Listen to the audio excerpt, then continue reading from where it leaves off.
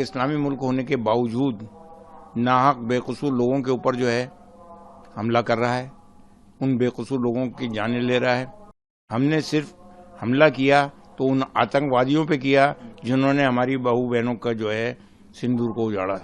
हमारे देश का अब ये फर्ज बनता है कि वो अखंड भारत की ओर आगे बढ़े।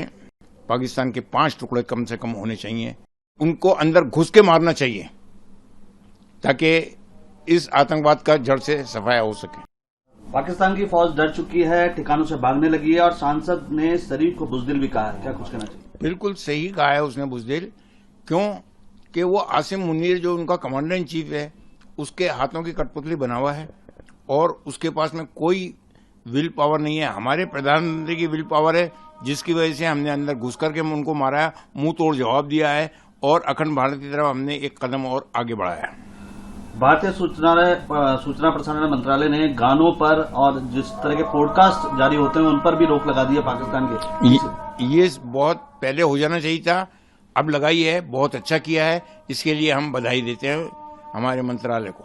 देखिए, भारत ने पहलगाम का जो बदला लेने की कोशिश की और लिया और हमारी उन बहू बेटियों को इनके मांग का सिंदूर उजाड़ा गया था, उसी को आधार बना करके हमलावर हुए और जो आतंकी थे उनको अपने अंजाम तक पहुंचाया। दोनों मुल्कों के अंदर फर्क ये है कि वो एक इस्लामी मुल्क होने के बावजूद नाहक बेकसूर लोगों के ऊपर जो है हमला कर रहा है, उन बेकसूर लोगों की जानें ले रहा है और हम एक जिम्मेदार कंट्री होने के नाते हमने सिर्फ हमला किया तो उन आतंकवादियों पे किया जिन्होंने हमारी बहू बहनों का जो है सिंदूर को उजाड़ा। भारतीय सेना मुंह तोड़ जवाब दे रही है, लाहौर कराची तक हमला किया है, आपका क्या कहना है? देखिए, जहां तक अखंड भारत का सवाल है तो 14 अगस्त 1947 को भारत का जो विभाजन हुआ था वो गलत है। इसके ऊपर कई किताबें लिखी जा चुकी हैं, कई लोगों के, जिम्मेदार लोगों के जो हैं नेताओं के बयान भी आ चुके हैं।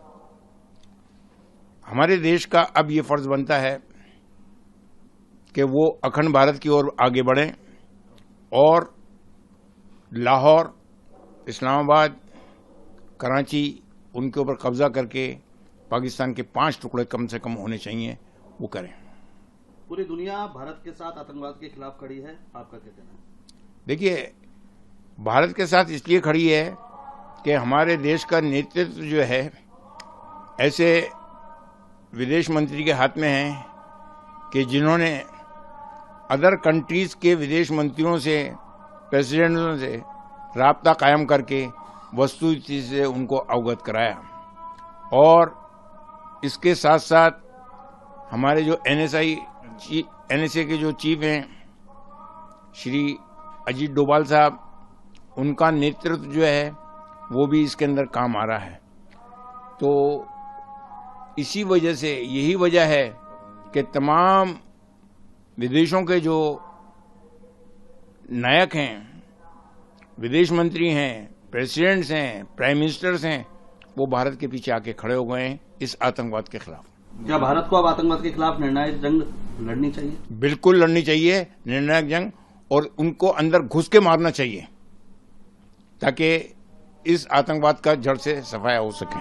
भारत की जनता से क्या अपील करना चाहेंगे आप? भारत की जनता जो से अपील ये है कि वो इस मौके के ऊपर हमारे फौजियों के साथ में रहें, कंधे से कंधा मिला करके उनका साथ दें और देश की जो सरकार है उसका साथ दें और उसके हाँ में हाँ मिलाते हुए अपने बयानात को जो है रखें और कोई ऐसी बात पैदा ना करें जिससे वस्तुस्थिति बिगड़े। भारत ने 4 बार पाक को रौंदा है, टुकड़े भी किए हैं, फिर भी नहीं सुधर रहा पाकिस्तान। अब अगर 5 टुकड़े हो जाते हैं तो वो अपने आप सुधर जाएगा। उसकी फौजियों को भी अकल आ जाएगी कि हमने हराम का कितना खाया है और हलाल का कितना खाएंगे। 2 महिला कमांडर व्योमिका सिंह और कर्नल सूफिया कुरैशी, कमान उनके हाथों में है। ये नारी शक्ति का जो है एक उदाहरण है देशवासियों के सामने कि उन्होंने विदेश में जाकर अंदर घुस करके उनको मारा है, तमाम आतंकवादियों को, और उन माँ बहनों के सिंदूर जिनका उजाड़ा था, उनको सच्ची श्रद्धांजलि अर्पित की है उन आतंकवादियों को मार करके।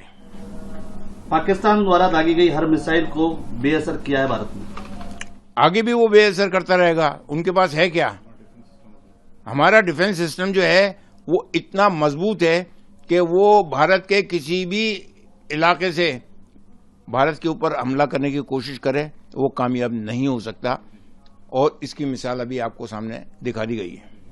भारत के ऑपरेशन सिंदूर के बाद पाकिस्तान ने अंतर्राष्ट्रीय भागीदारों से अब ऋण मांगना शुरू कर दिया। आर्थिक स्थिति खराब हो चुकी है पाकिस्तान की। भाई, जिस तरह से दरगाहों के ऊपर जाकर के लोग भीख मांगते हैं, इस तरह से वो अगर भीख मांग रहा है कटोरा लेकर के, तो ये किसकी बदनामी है? उसकी खुद की वो बदनामी कर रहा है। As a prime minister, commander in chief खुद अपनी बदनामी करवा रहा है अपने प्राइम मिनिस्टर के द्वारा। 50 ड्रोन, डिफेंस सिस्टम और 8 मिसाइलें और लड़ाकू विमान भारत ने गिरा दिए पाकिस्तान। ये तो बहुत कम है। अगर वो इससे ज्यादा भेजता तो इससे ज्यादा गिराते। हमारे भारत की फौजें इस काबिल हैं, इस लायक हैं, हमारा डिफेंस सिस्टम इस काबिल है कि वो उनको बॉर्डर पे ही रोक सकता है।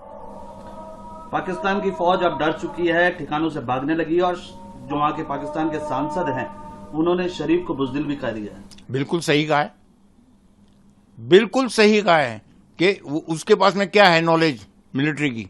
कुछ नहीं है। वो सिर्फ एक कठपुतली की तरह से प्राइम मिनिस्टर के हैसियत से बैठा हुआ है